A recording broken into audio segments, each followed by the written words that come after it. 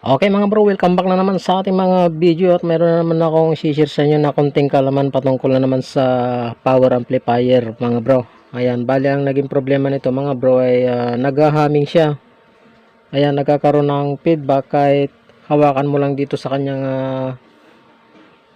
dito sa halimbawa yung volume niya walang pihitan. Ayan, mapapansin nyo, nakasaksak na yan, nakapower na yan. Ayan, pag hinahawakan mo, ayan o, umuugong. Tapos dito, mismong ground ng pihitan ng volume, ayan o.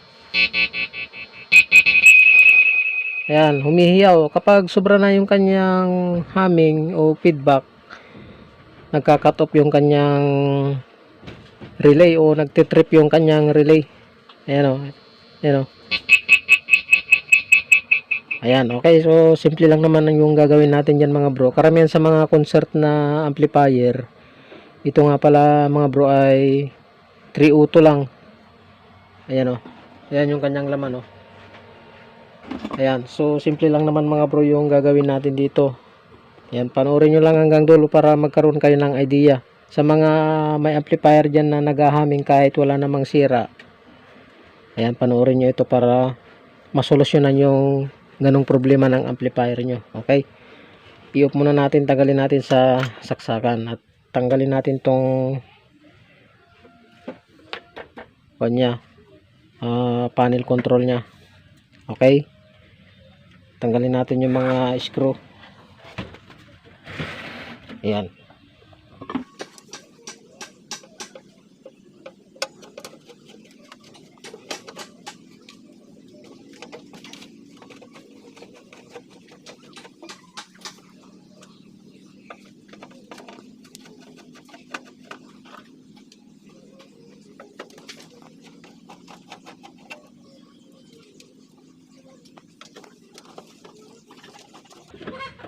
Okay, natanggalan natin mga bro yung 4 na screw dito sa ilalim. Tanggalin naman natin yung nasa ibabaw.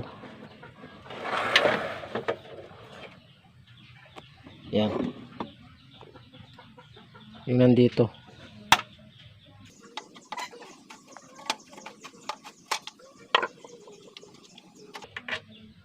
Okay. Tanggalin naman natin yung nandito sa kabila. Ito.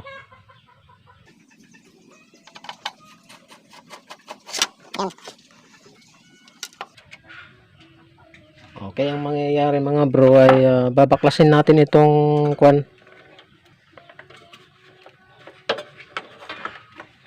tanggalin natin yung mga pihitan. At ituturo ko sa inyo mga bro kung ano yung gagawin natin para matanggal yung kanyang humming. Okay, tanggalin na natin lahat yung mga nut.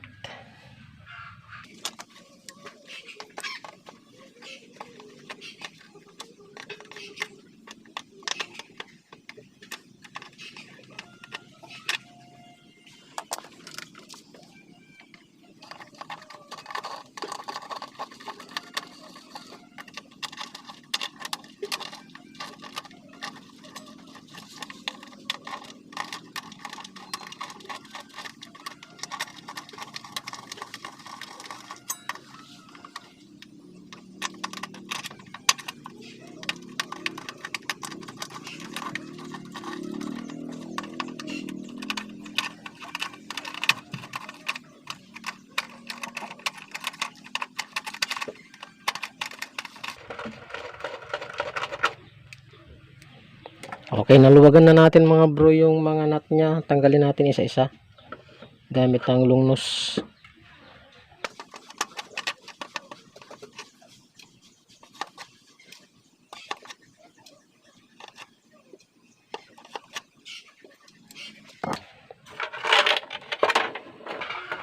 Okay, natanggal na.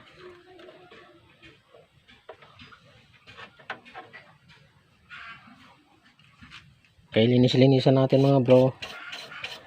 Gasan natin. So wala namang naging problema dito mga bro sa amplifier nito. Yun lang ang problema niya. May humming, humihiyaw siya, nagpi-feedback. Yan ang gagawin natin mga bro. Kuskusan natin 'tong mga ito. Lahat ng mga pihitan.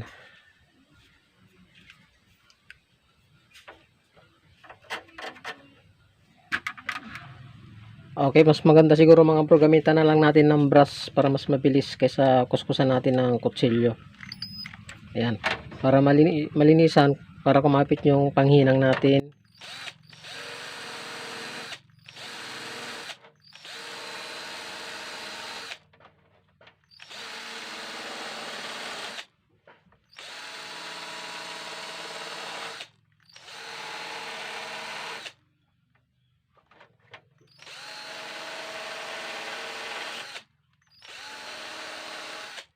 Okay.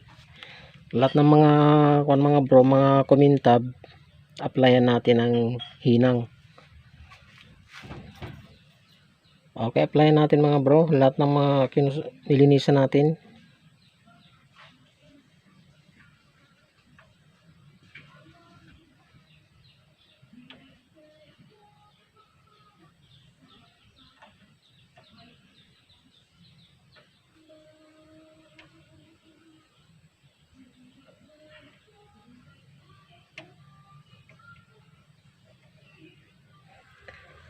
Okay, napundo na natin mga bro ng panghinang. Ilagay natin yung magnetic wire. Lagyan natin ng magnetic wire mga bro. Ganyan. Tapos yung dulo nito i-ground natin.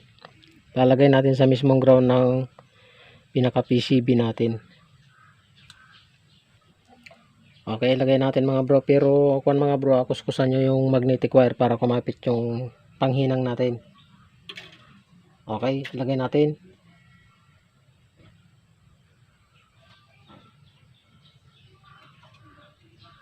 Para kumapit.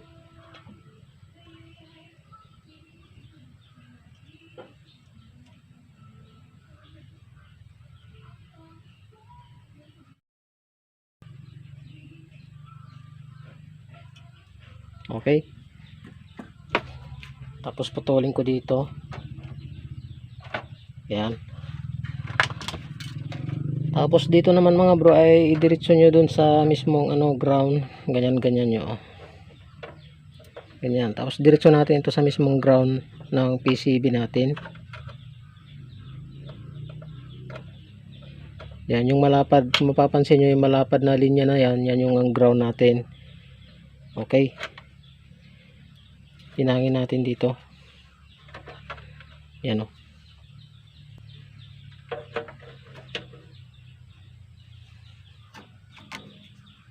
Okay, ihinang natin.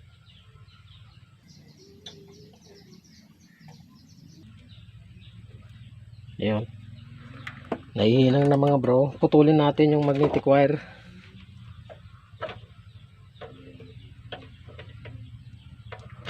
Ayan.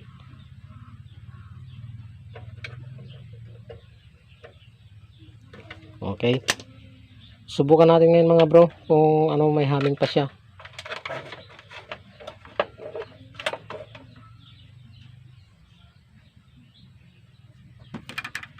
Lagyan muna natin ng karton para hindi mag-ground.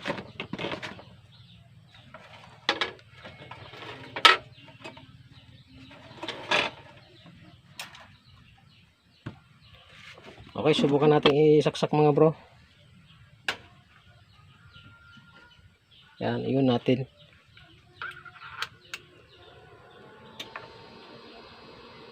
Subukan nating hawakan kung maghahaming pa. Ayun, wala na mga bro. Oh, wala na. Kanina nga kapag hinawakan, umihiyaw. Subukan nating ibalik mga bro. Balik natin. So, siguro mga bro, patayin ko muna at ikakat ko na lang para hindi mababa yung video natin. Tapos ipapainaltis natin. Okay?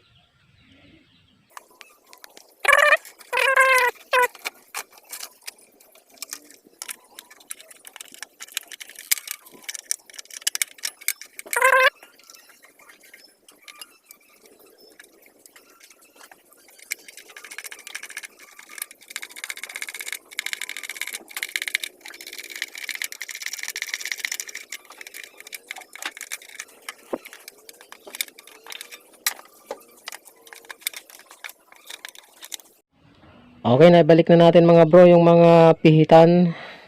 Ayan, subukan natin isaksak ngayon. Ay, nakasaksak na pala mga bro. Yan. Subukan natin i-power. Testingin natin kung may ugong pa. Yan. Tapos, kanina kahit hindi nakabulyon, pag hinawakan mo ito ay humihiyaw. Yan, oh. Wala na, oh. Yan. Subukan natin sa kan.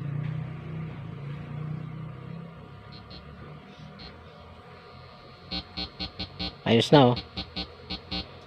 Ay mga bro, wala nang ingay, oh. Ayan, oh. Ayos na.